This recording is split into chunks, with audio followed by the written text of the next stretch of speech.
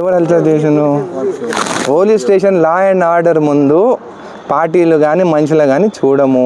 ఇది జడ్చల కాన్స్టిట్యున్సీ. మన ఏది జరిగిందో దానిపైన నేను ఎస్పీ గారితో మాట్లాడినాను, డిఐజీ గారితో కూడా మాట్లాడినాను. దానిపైన దర్యాప్తు జరిపి ఎవరిపైన, ఎందుకంటే సీసీ కెమెరాలు కూడా ఉంటాయి కదా, ఎవరు తప్పు చేసినా కానీ వాళ్ళపైన యాక్షన్ తీసుకోమని చెప్పి కూడా చెప్పడం జరిగింది.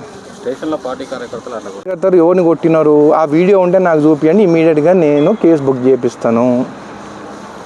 ఎవరో చెప్పింది మాట్లాడితే అది తప్పు. నిజంగా పోలీసు వాళ్ళని చొక్కా పట్టుకునే అంత, పోలీసు వాళ్ళని కొట్టేంత ధైర్యం తెలంగాణలో ఎవరికైనా ఉందా? ఎవరికి లేదు. అట్లా అయితే ఆ రోజే కేసు బుక్ చేస్తుండే. పోలీసు వాళ్ళు ఎవరు మాట వినరు, లా అండ్ ఆర్డర్ అనేది చూస్తారు. తప్పు చేస్తే వాళ్ళు కేసులు బుక్ చేస్తారని చెప్పి మీకు తెలియజేస్తుంది. కొంతమంది కార్యకర్తలు పోలీస్ స్టేషన్లో సెటిల్మెంట్లు చేస్తున్నారు. మొన్న దానికి నిదర్శనం మొన్న అదే మా కార్యకర్తలు చేసిండ్రా, పక్క నుంచి వచ్చిన వాళ్ళు కూర్చున్నారు అక్కడ. మా కార్యకర్తలు పోలీస్ స్టేషన్లో సెటిల్మెంట్ చేస్తే పోలీస్ స్టేషన్లో సీసీటీవీలు కెమెరాలు ఉన్నాయి. మీరు కావాల్సిన ఏ డేట్న వాళ్ళు కూర్చున్న డేటా ఇస్తే మీ ముందే ఆ డేటా తీసుకొచ్చి మీ ముందే మాట్లాడతాను దాని గురించి. వీళ్ళు గిట్లా సెటిల్మెంట్ చేస్తే అందరిపైన నేను కూడా యాక్షన్ తీసుకుంటాను.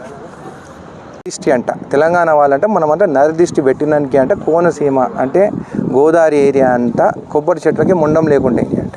అంటే మా కళ్ళు ఇంత చెడ్డ కళ్ళు అని చెప్పి ఆయన చెప్పడం జరిగింది. నేను ఒకటే అడుగుతున్నాను, నువ్వేమో డిప్యూటీ సీఎం ఆంధ్ర, వచ్చి ఉండేదేమో రోజు హైదరాబాద్లో, మీ రోజులు బిజినెస్ చేసుకునేదేమో హైదరాబాద్లో. నిజంగా మాకు నరదిష్టి కానీ ఇట్లా ఒకరు బాగుపడొద్దు అనేది ఉండుంటే మీ ఆంధ్ర వాళ్ళు ఇక్కడ బిజినెస్ చేసుకోగలుగుతారా? ఇరిగేషన్ ప్రాజెక్ట్ చేసుకుంటున్నారు, కన్స్ట్రక్షన్లో మీరే ఉన్నారు. అయినా కానీ ఒక్క మాట వర్ణనే మేము ఏమైనా అంటున్నామా? బిజినెస్ చేసుకొనిస్తున్నాము, ఫ్రెండ్లీగా ఉన్నాము. అట్లాంటి ఈరోజు నువ్వు ఒక ఇంత పెద్ద మనిషివి, నువ్వు ఇట్లా మా తెలంగాణ ప్రజల గురించి తెలంగాణ గురించి మాట్లాడడం తప్పు, నేరం. నువ్వు క్షమాపణ చెప్పాల్సిందే అని చెప్పి కూడా నేను తెలియజేస్తున్నాను. నువ్వు ఒక పెద్ద పవర్ స్టారు, నీ గురించి మనం మాట్లాడితే తప్పు అంటే అది మాత్రం కరెక్ట్ కాదు. తప్పు నువ్వు మాట్లాడినావు కాబట్టి తప్పు అని చెప్తున్నావు. నేను కూడా మీ ఫ్యానే.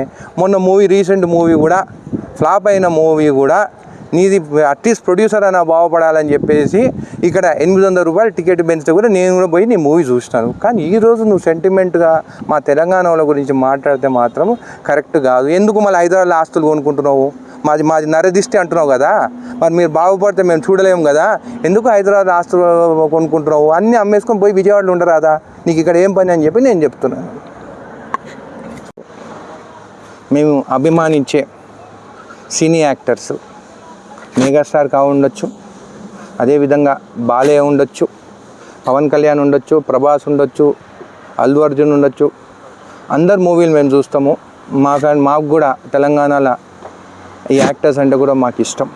కానీ రాజకీయాలకు వచ్చిన తర్వాత, రాజకీయాలకు రాకముందేమో ఇంకో రకంగా మాట్లాడతారు. నైజాం ఏరియా మాది, తెలంగాణ మావోలు అని అంటారు. రాజకీయాలకు వచ్చిన తర్వాత పవన్ కళ్యాణ్ డిప్యూటీ సీఎం అయినాడు. 2018లో 2019లో వాళ్ళకి ఎలక్షన్స్ అయినప్పుడు ఆయన ఓడిపోతే నేను కూడా బాధపడ్డాను. అరే పవన్ కళ్యాణ్ ఒక్కడైనా గెలుచుంటే అసెంబ్లీకి పోయి ఉంటే బాగుంటుండే కదా అని చెప్పేసి. సరే 2024లో పొత్తు పెట్టుకున్నావు. నువ్వు సింగిల్గా పోయి ఉంటే నీ పరిస్థితి ఏందో అందరికి తెలుస్తుండే. నువ్వు సింగిల్గా పోలేదు, మళ్ళీ చంద్రబాబు నాయుడుని పట్టుకొని అయినవు.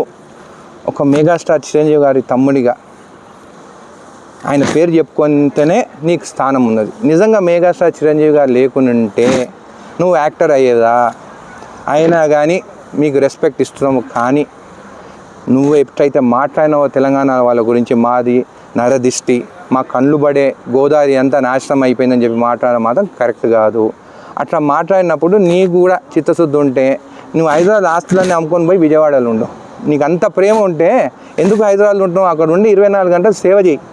ఇంకోటి కూడా అంటున్నాను, వచ్చే ఎలక్షన్లో 15 ఏళ్ళ తర్వాత నేను సీఎం అవుతాను అన్నావు. నేను ఒక నార్మల్ ఎవ్వరిది సపోర్టు లేకుండా జడ్చల ప్రజల సపోర్ట్ ఎమ్మెల్యే నేనే 10 ఏళ్ళ తర్వాత నేను కూడా సీఎం క్యాండిడేట్ కావచ్చు అని అన్నాను. నువ్వు ఇంకా 15 ఏళ్ళు అంటే నీకు 70 ఏళ్ళు అయినాక సీఎం అవుతాయి. చేసేది ఏముంటుంది ఇంకా 70 ఏళ్ళకి అయితే? వచ్చే ఎలక్షన్లో ఇండివిజువల్గా నిలబడి రాదా? నేను కూడా ఒక ఫ్యాన్గా చెప్తున్నాను నీకు, నీ ఫ్యాన్లు కూడా అదే మాట్లాడుతున్నారు. ఎందుకు ఒకరితో పొత్తు? ఇండివిజువల్ నిలబడి గెలువు. నేను కూడా చెప్తున్నాము, మా నరదిష్టి ఉండదు, నువ్వు కావాలనే కోరుకుంటాం మేము. కాబట్టి పవన్ కళ్యాణ్ గారు క్షమాపణ చెప్పాల్సిందే. మా తెలంగాణ వాళ్ళ గురించి మాట్లాడొద్దు. మేము మీ గురించి ఎక్కడ మాట్లాడతలేము. మీరు వచ్చి తల దాచుకున్నదేమో ఇక్కడ, అక్కడ జగన్ సీఎం అయితేనేమో మీ మనుషులు టీడీపీ జనసేన బీజేపీ వాళ్ళు వచ్చి హైదరాబాద్లో ఉంటారు. అక్కడ మీరు సీఎం అయితేనేమో వైఎస్ఆర్సీపీ వాళ్ళు వచ్చేసి ఇక తల దాచుకుంటారు.